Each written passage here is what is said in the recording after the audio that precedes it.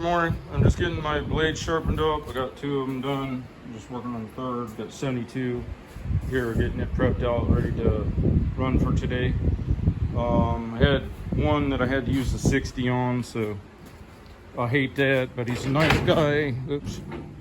So I still do his, and it's local, so I just drive the mower over there. But I gotta transfer my stick equipment and my blower off of that mower on the 72, finish sharpening blades, and get out there and get you some mowing footage. So I'll be right back. The weight reduction steps that I did on the forks, because my area is flat and I don't care about having a lightweight front end, and I'm trying to give myself more options on tow vehicle by taking off overall mass. It also has another benefit, and when I went to grease the front wheel axles bearings, and that you can see it isn't hidden, so that helps a little bit. Just these little advantages that help you get out of the shop earlier, quicker, and get to the lawn with a better scenario. And then the lithium battery's holding up fine right here. Of course, I like not having that big battery there. There's nothing up there that needs a battery. All electric stuff is all back here. So I don't want it to be running a big ground loop through the chassis and losing a lot of voltage that way. And it fires up. I can't tell the difference really. You can hear my fan spin up and everything. I'll try to fire it up here. I got to reach over and feather the choke because I don't run cables. The problems that you get with that.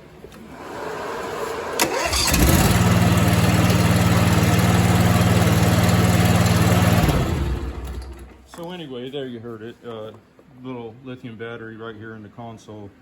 And of course I never finished cleaning up the wiring because I didn't know for sure how it was going to work out. But you know, one other goal I have is I'm going to do it on the 60.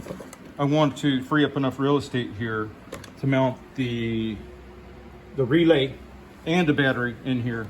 And then basically I only got a couple wires running out of this console. All right, let me get to the lawn and get some footage. Ran into a little snafu here.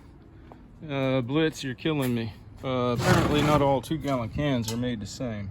See this one here on my bracket, which is an angle that way, angle that way.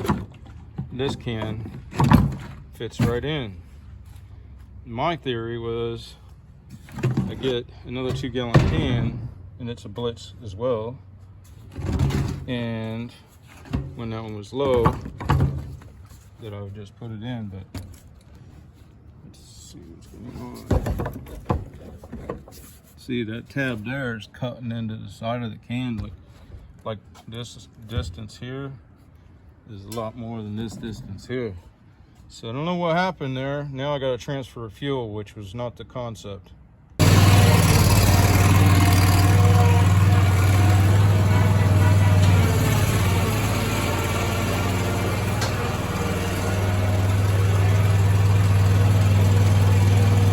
So I just finished this one up. It's one of the few that I still will go to the customer's desire of the cut height. And you know, this is a typical untreated, unirrigated Florida lawn.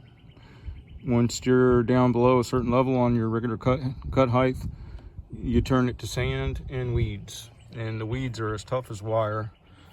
And then another thing is, once you've mowed low with your mower's now kind of messed up where that's about all it can do, because it's a matter of time before you deform the back baffles away from the blades, and you don't have that right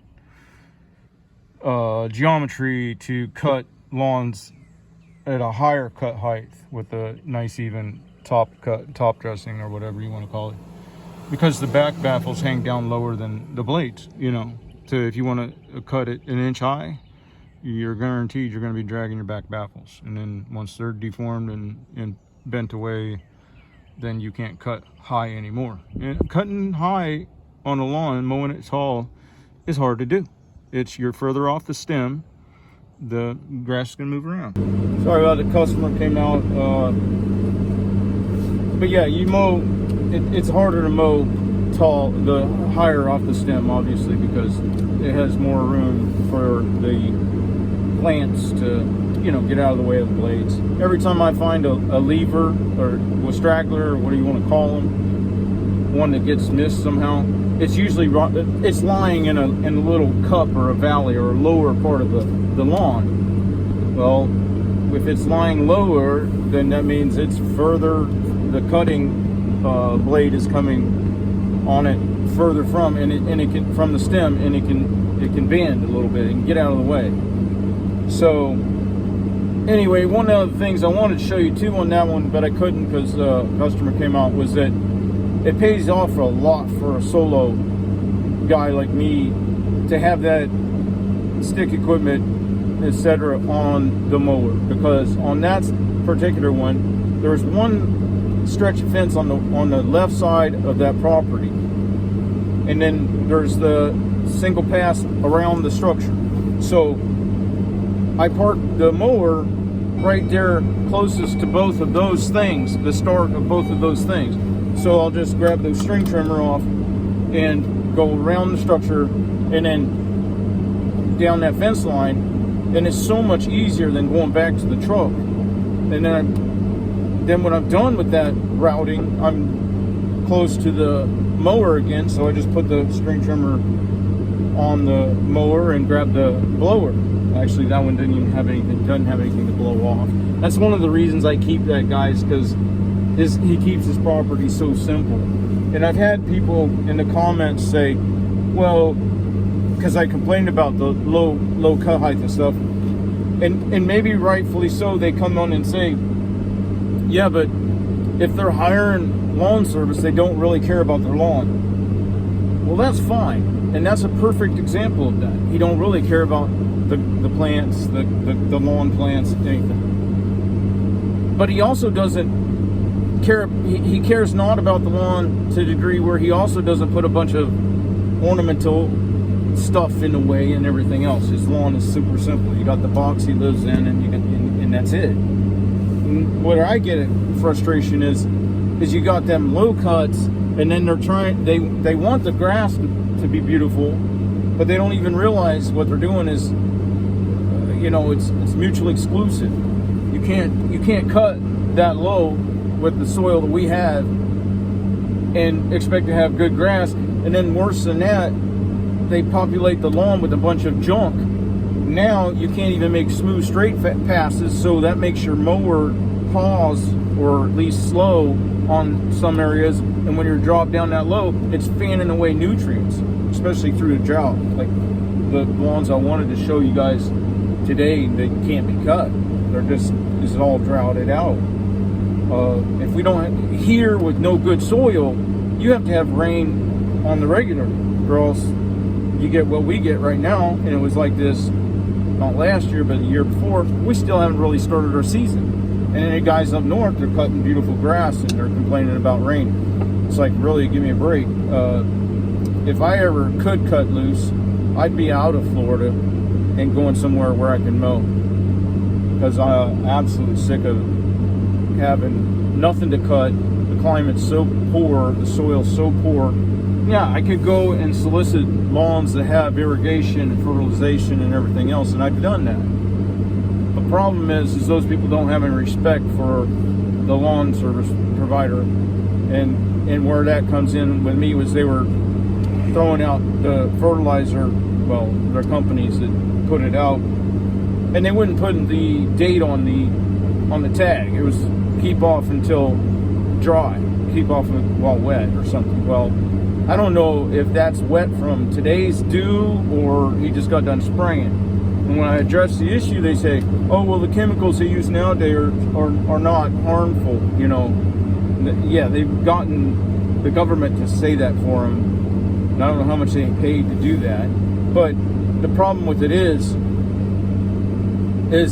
because it doesn't kill you directly, they're saying it's not harmful. But what it does is it kills out, from what I've read, your gut biome, your gut bacteria or microflora, maybe is more specifically the right thing. And that, if you can imagine, if any herbicide is tough enough to kill a resilient weed, the similar